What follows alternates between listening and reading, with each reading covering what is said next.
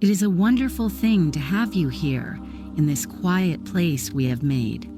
Thank you for choosing to spend your time with us, for this story was crafted as a soft sanctuary, a gentle path to lead you toward rest. Should you find comfort in our telling, a simple like, a subscription, or a kind comment is always so very appreciated, as it helps our quiet garden grow. Tonight we will be visiting the Gloaming Vale Tea House, a place nestled so deeply in its valley that the only clock is the changing color of the sky. Prepare to be enchanted by the scent of Duskbloom petals unfurling in the cool air, and to feel the soothing warmth of a very special kind of tea. Here you will find a quiet respite, a moment of profound stillness just for you. Chapter 1. The Winding Path to the Last Light. One ought to know that some paths are found not with a map, but with a feeling. It was such a feeling that guided Cassian now, a gentle pull toward a quietude his heart had been seeking for a very long time.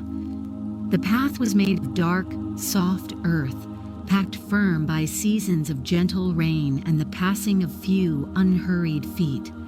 It wound its way downward into a small valley, and with each descending step, the air grew cooler against his cheeks, carrying the clean, sweet scent of damp soil and the leaves of sleepy trees.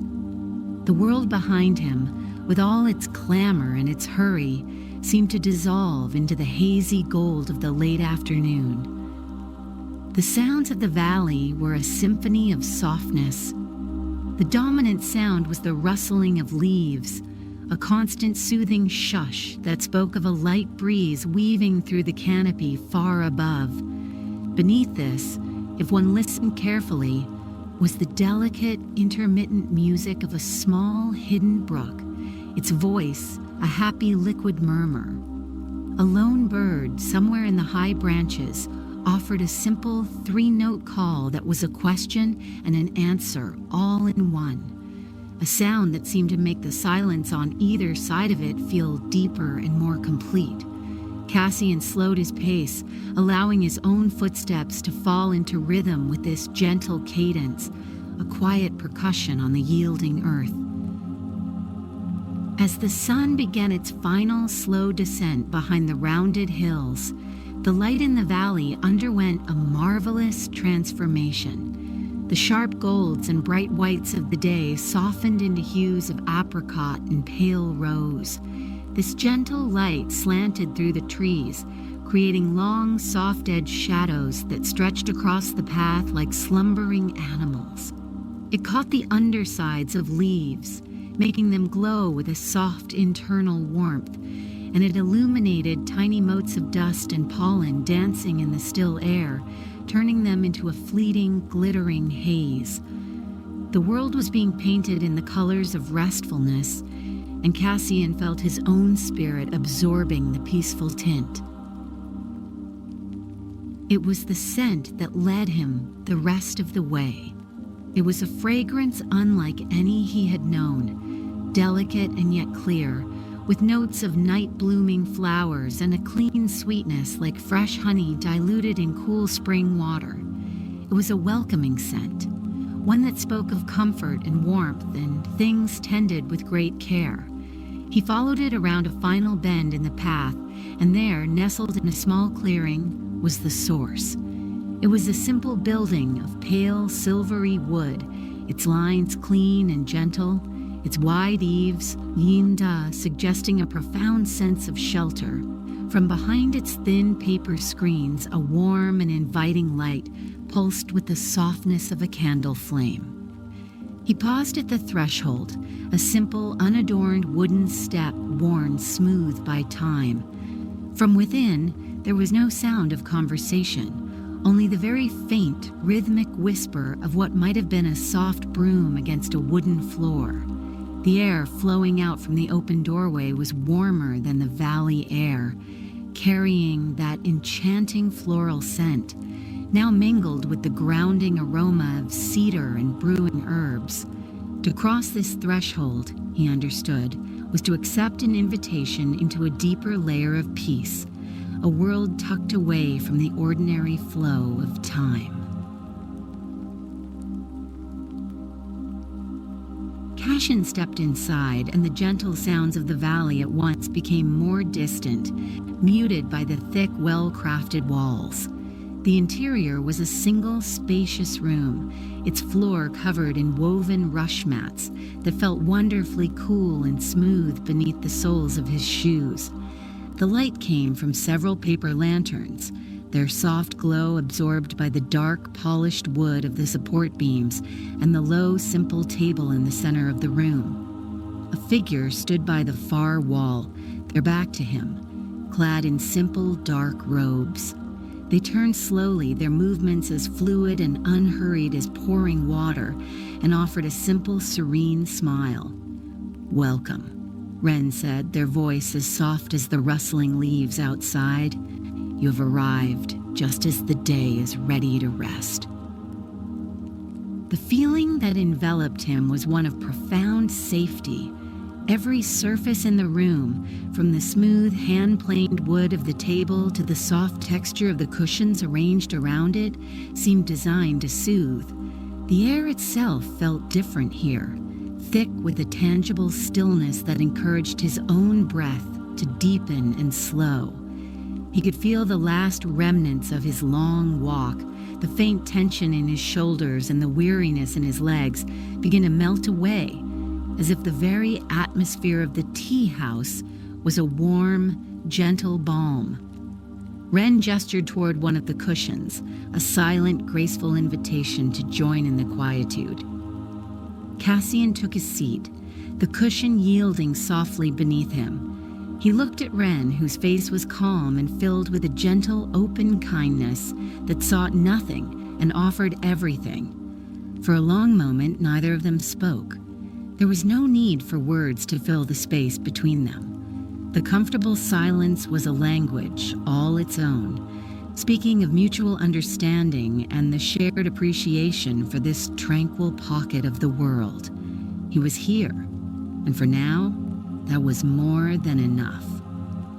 The journey was over, and a different kind of experience was about to begin. Chapter 2. The Twilight Garden.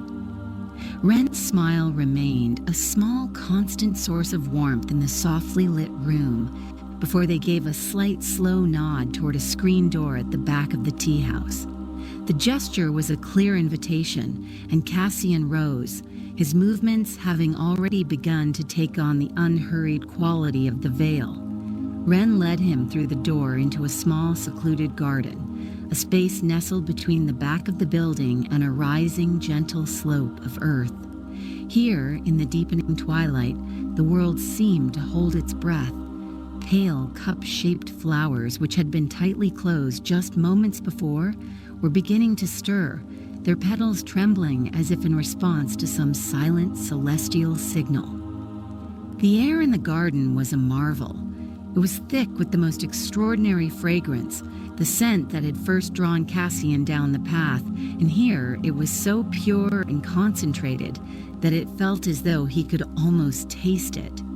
It was a sweet, clean perfume that spoke of moonlight and cool water, with an undercurrent of something like honeyed pear. Cassian breathed it in deeply, and the simple act of inhaling felt like drinking a calming draught, a potion mixed by the evening itself.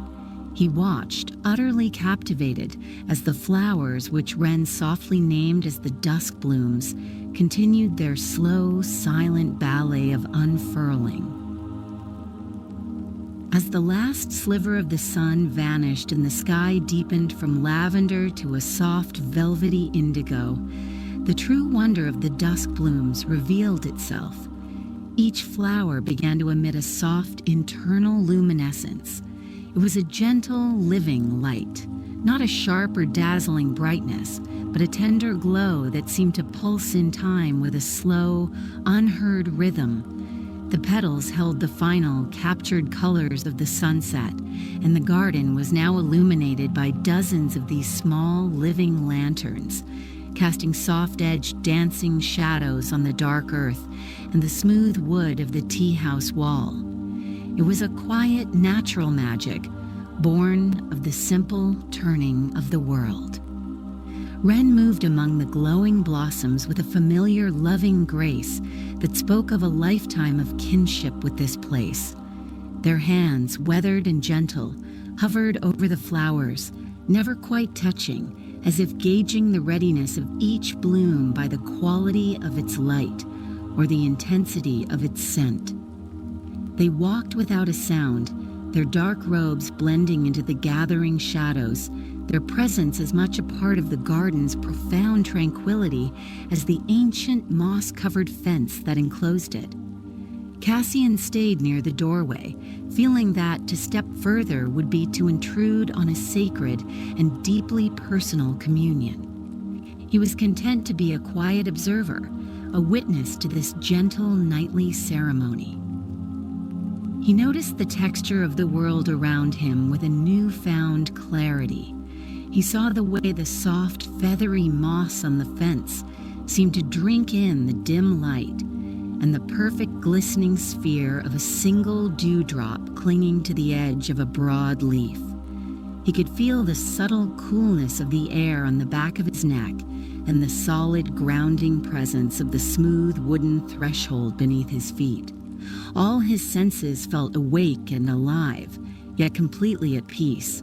The garden was not asking for anything, not demanding attention, but simply offering its quiet beauty to be experienced. Wren turned, holding a single perfect duskbloom in their open palm. The flower glowed with a particularly soft, rosy light, illuminating the fine lines of Wren's hand. They held it out for Cassian to see, and he stepped forward, drawn by the gentle offering. Up close, he could see the delicate, almost translucent quality of the petals, and the way the light seemed to emanate not from the surface, but from a place deep within the flower's heart. He could feel a faint, pleasant warmth radiating from it, a heat as gentle as a sleeping creature's breath. "They share the day's last warmth," Wren said, their voice a low murmur that blended with the quiet hum of the evening. They hold it for a little while to soften the arrival of the night. The simple poetic thought settled into Cassian's mind, feeling as true and natural as the stars that were beginning to appear one by one in the darkening sky above them. He looked from the flower to Wren's serene face and saw in their eyes the same gentle glowing light, a reflection of a deep and abiding peace.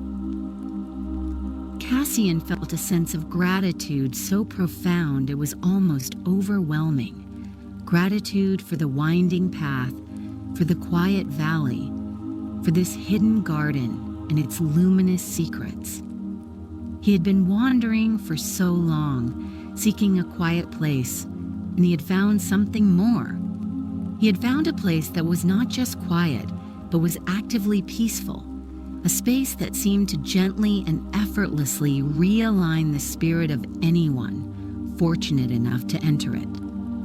With a soft nod of thanks, he followed Wren back inside, leaving the garden to its gentle, glowing sentinels.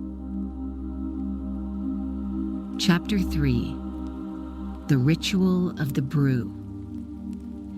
Back within the warm, cedar-scented air of the tea house, the ritual began with a profound and gentle quiet. Wren moved with a slow, deliberate grace, their focus so complete that each small action seemed to be the most important thing in the world. They first went to a low shelf and took down a shallow bowl made of a dark, unpolished wood, its surface worn to a smooth patina by years of use. Into this, they began to place the newly gathered petals one by one. The only sounds were the soft whisper of Wren's sleeves brushing against the shelf and the almost silent touch of each luminous petal meeting the receptive wood. The bowl of petals was placed in the center of the low table between them. a small constellation of soft, rosy light in the dim room. Wren then turned their attention to the water, a simple round kettle, crafted from a dark, heavy-looking ceramic, sat upon a flat, smooth warmer that was not a fire, but a slab of pale, faintly glowing slate. With a light touch, Wren activated the warmer, and it began to emit a low, pleasant hum, a resonant frequency that Cassian could feel in the floorboards and deep in his chest. It was a comforting, grounding sound, the very sound of warmth being gently coaxed into existence. As the water in the kettle began to heat, it did not boil violently, but rather began to simmer with a soft, bubbling sea. A thin, fragrant tendril of steam escaped from the spout, coiling in the still air and carrying with it a clean mineral scent, the smell of pure water drawn from a deep well. Wren watched the steam, their head tilted slightly, as if listening to its quiet song. They seemed to know the precise moment the water was ready, not by its sound or its temperature, but by the quality of the steam itself, by the way it danced and then held its shape for a fleeting moment before dissolving into the air. With the same unhurried grace, Wren retrieved a teapot from the shelf. It was a beautiful object, made of a pale, creamy-colored clay and shaped with an elegant, simple roundness. Its surface was perfectly smooth, almost soft to the touch. They carefully slid the glowing petals from the wooden bowl into the teapot, and for a moment the pale clay itself seemed to absorb their light, glowing faintly from within. Then Wren lifted the kettle, and with a steady hand poured the hot water over the petals. A cloud of fragrant steam billowed up, filling the room with the full, glorious scent of the Twilight garden. It was a scent that calmed the mind and opened the heart. Cassian watched, mesmerized, as Wren placed the lid on the teapot. The steam that now escaped from the small opening in the lid was tinged with the softest pink hue, carrying the color of the petals with it. They let the tea steep, and this waiting was not an empty space of time, but a part of the ritual itself.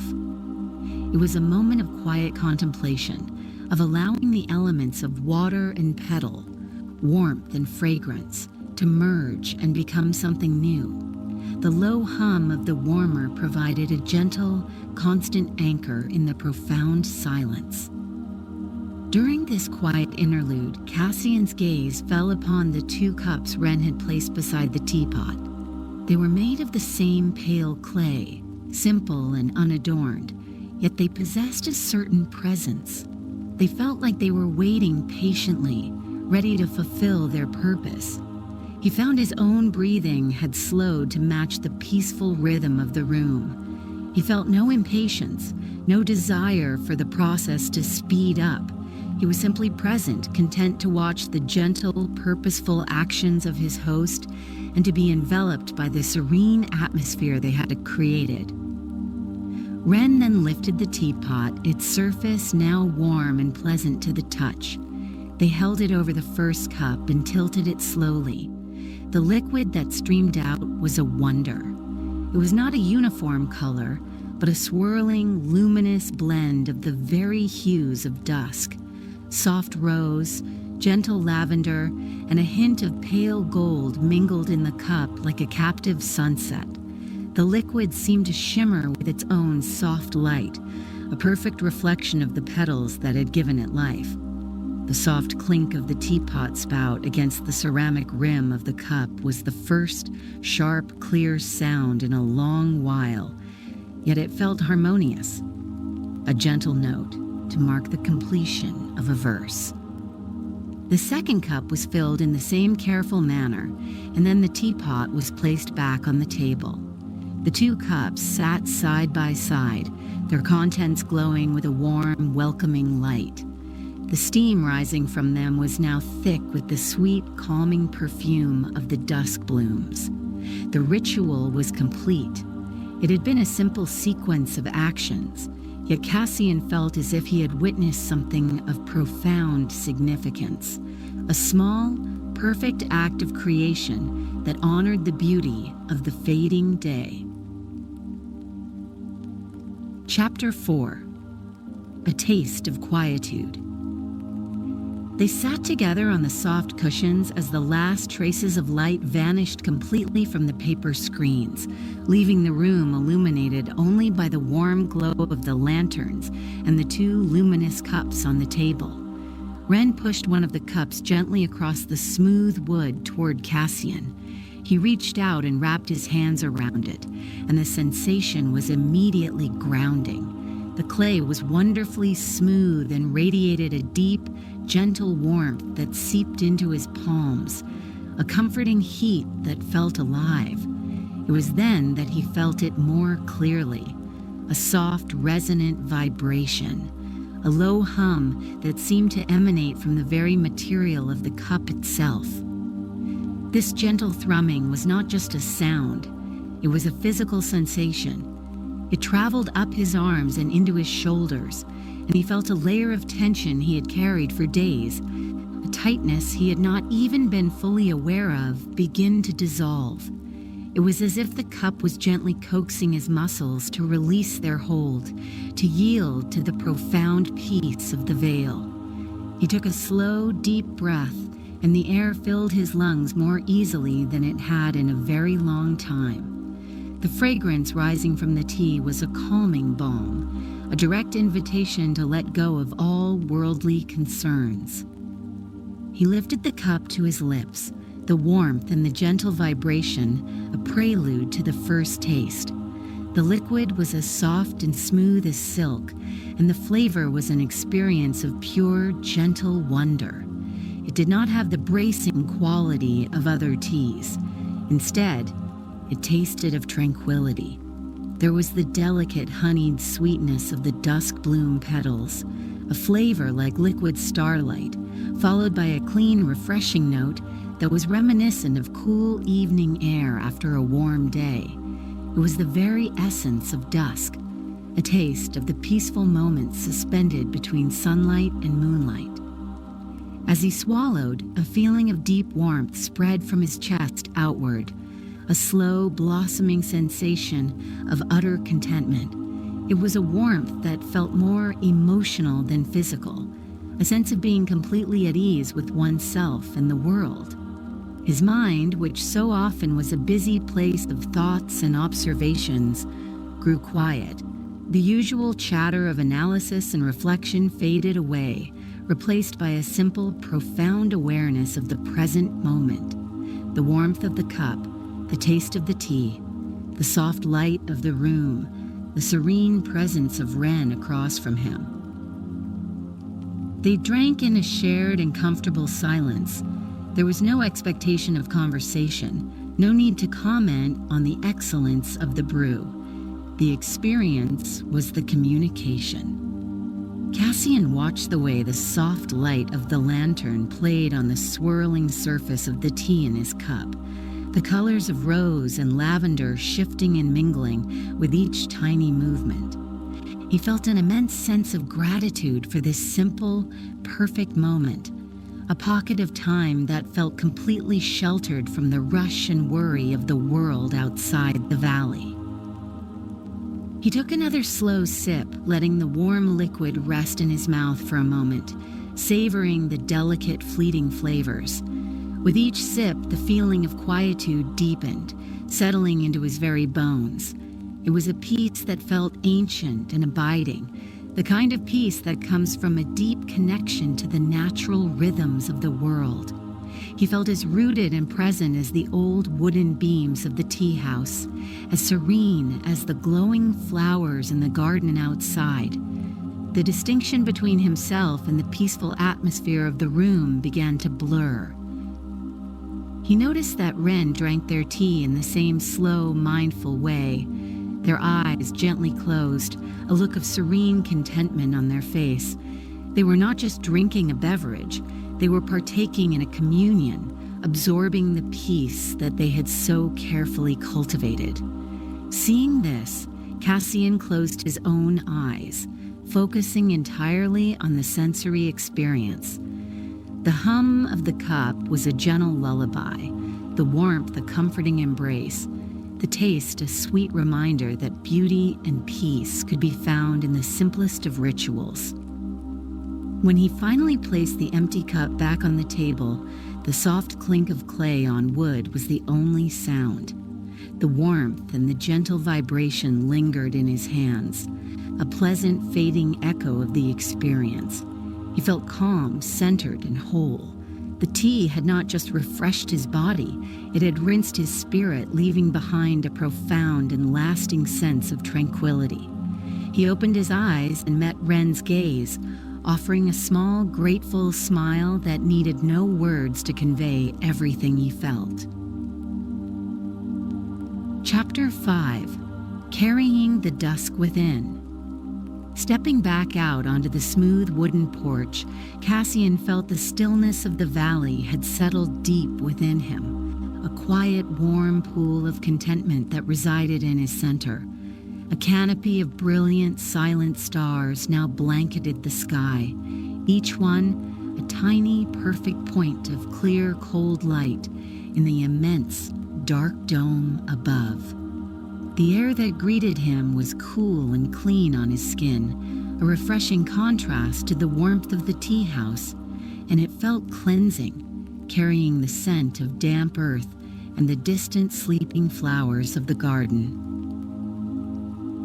He took a breath, and it felt different. It was deeper, slower, and seemed to fill him more completely than before. The lingering, fragrant memory of the Duskbloom tea was still on his palate, a gentle, sweet reminder of the ritual he had just shared. He felt the soft, yielding earth of the path beneath his feet, and it felt more solid, more grounding than it had on his arrival. The world around him was the same, yet his perception of it had shifted into a state of heightened, peaceful awareness. The gentle sounds of the night, which before had been a pleasant backdrop, now seemed to be a part of him. He could distinguish the soft, whispery rustle of a small creature moving through the undergrowth, the impossibly distant hoot of an owl, and the constant, gentle murmur of the hidden brook. These sounds did not intrude upon the silence. They were woven into its very fabric, each one a thread in a vast, dark tapestry of peace. The low hum he had felt from the cup seemed to have tuned his senses to a more subtle frequency. He looked back at the tea house. The warm, soft light still glowed from behind the paper screens, a beacon of simple welcome and profound calm in the heart of the sleeping valley.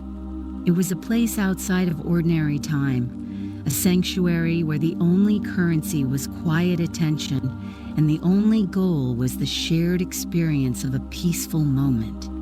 He knew, with a certainty that was as quiet and sure as the stars above, that the memory of this place would become a sanctuary within himself.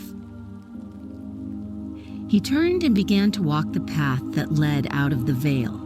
It seemed to glow faintly, as if the starlight preferred it to the surrounding foliage, illuminating it just enough to make his way sure and easy. His footsteps were light and made almost no sound on the soft earth. He felt no sense of departure or loss, only a quiet feeling of carrying something precious with him. The peace he had found was not something that belonged only to the Vale. It was a state of being that he could now access, a gift he had been shown how to hold. A gentle breeze stirred the leaves in the canopy above, and it sounded like a soft exhalation, as if the valley itself was wishing him a peaceful journey. He felt the breeze on his face, and it was cool and gentle, a final kind touch from this wondrous place. The tension that had once lived in his shoulders was gone, replaced by a comfortable, easy looseness. His whole body felt light, his mind clear and uncluttered, open to the simple beauty of the night. He paused one last time at the top of the ridge where the path rejoined the wider world and looked back. From here, the Gloaming Vale was just a soft, dark basin cradled between the hills, the tea house a tiny, warm spark within it. It was a secret kept by the landscape, a place of quiet magic for those who were patient enough to find it.